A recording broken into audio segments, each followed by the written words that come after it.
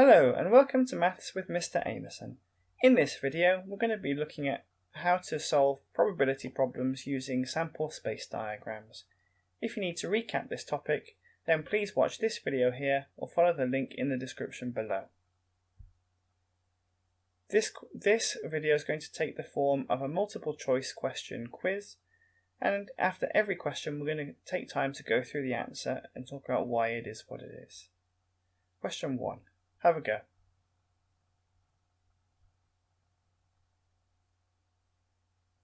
Alright, so in this question we should get an answer of C, 16.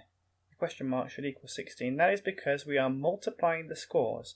So the top row represents the scores on the first dice, and the left hand column represents the scores on the second dice. If I get a 4 and a 4 and multiply them together, I should get 16. We're not adding them as in 8, we're not finding the difference to get 0, and yes, we have a 4 and a 4, but we have to multiply those together, so we get 16.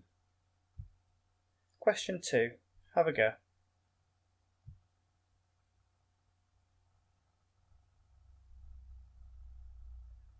Alright, so it is in fact all of these that are mistakes in this question.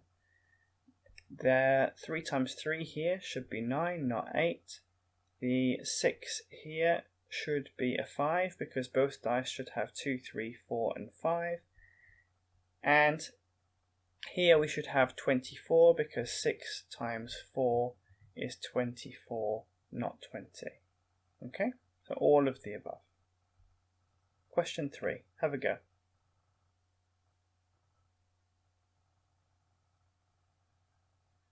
Alright, so you should notice that in this question that the sample space diagram was not filled in as much as the previous diagrams, okay? So in this question, the 2, 3, 4, 5 are correct. The start of this diagram has been filled in, and we want to find the probability of having a difference of 1. So we should, when we fill in this diagram, there are 6 places inside this sample space where we have a difference of 1. Now, a difference between the scores being the largest take away the smallest. So we have 6 out of however many there are in total. Now, a common misconception sometimes is to include the dice scores themselves in the total, but they are not outcomes. Those are the potential scores you could get on one dice. The outcomes are all of the numbers inside the grid. So we have a total of 16 different outcomes. Because we have 16 different outcomes and 6 of them are 1s, the answer is therefore 6 out of 16.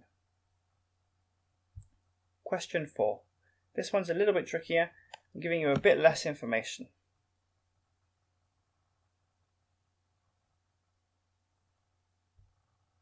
Alright, so when you fill in your table, it should look like this, your sample space diagram. Careful with the fact that we have a 6 here rather than a 5. So this number is higher than you might have expected. The probability of having an even answer, well, the even answers are the 4, the 6s, the 8s, the 10s and the 12. So there's 1, 2, 3, 4, 5, 6, 7, 8, 9, 10 different even numbered answers. So what we should have is 10 16ths, because again we have a sample space of 16 values in total. Alright. Question 5.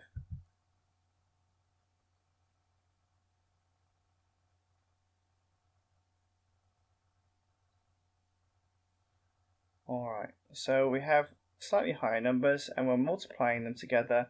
So when you fill in this, it's basically a multiplication grid as a sample space diagram. So we end up with this. The probability of having an answer that's 18 or less, well, we have all of these, that's 4, these 2, that's 6, this one 7, and this one 8. So we have 8 possible values, out of 16 in our sample space. Again, making sure we don't include the top row or the left hand column in our answer. Okay? Thanks for watching. I hope you found this useful, and speak to you soon.